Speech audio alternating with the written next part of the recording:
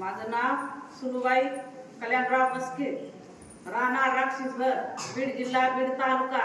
माझे पाय दुखत होते, मला उठाय सुद्धा येत नव्हतं, उभा राहता सुद्धा येत नव्हतं. पण ह्यांचं नाव घेतलं, मला भाडसंगीतून कळलं. हा, भाडसंगीतून कळलं ह्यांचं नाव. म्हणलं मला तिथं जायचंय. घरचे कोणी बरोबर घरी नाही आले तरी मी भाडसंगीच्या लोकांसंग आले मी तर पहिल्याच वारीला तिथं दत्त मंदिरात दर्शन घेतलं. मी तिथून इथं पाय पाय चलत आले. तिथं दर्शन घेतलं की इथं पाय पाय आले. इथं मला पायऱ्या येत नव्हत्या, उतरा येत नव्हत्या, डोळ्याला पाणी येत होतं. पण तसंच बळत उतरत होते, बळत येंगत होते. महाराजाचं दर्शन घेतलं, प्रसाद खाल्ला. पहिल्याच वारीत मला गुन्हा आला आणि इथं आशीर्वाद घ्यायला दुसरीच येळ आहे माझी. टाळ्याच्या गजरामध्ये काकू सांगतात त्याला उठता येत नव्हतं, बसता येत नव्हतं. किती तळतळून सांगतात अंतकरणात, काकू उठता येत नव्हतं, बसता येत नव्हतं, चालता येत नव्हतं. इथं आले, दत्त मंदिराचं दर्शन घेतलं. इथं आले, पायी पायी आले, आशीर्वाद घेतला.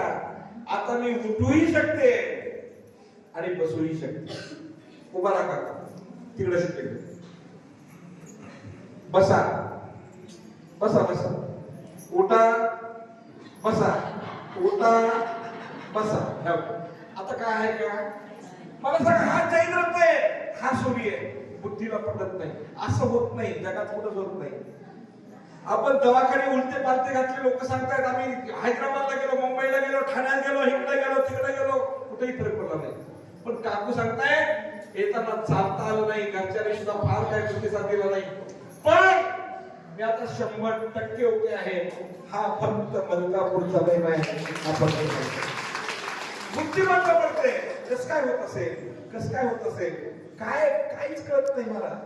शास्त्रज्ञ गेले तिथं, परदेशातून राहू गेले. काय कसं काय होतंय, त्यांच्याही बापाला कळालेलं नाही, माझ्याच कळालं नाही, त्यांना काय कळणार. मलाच कळालेलं नाही नेमकं काय होतंय ते.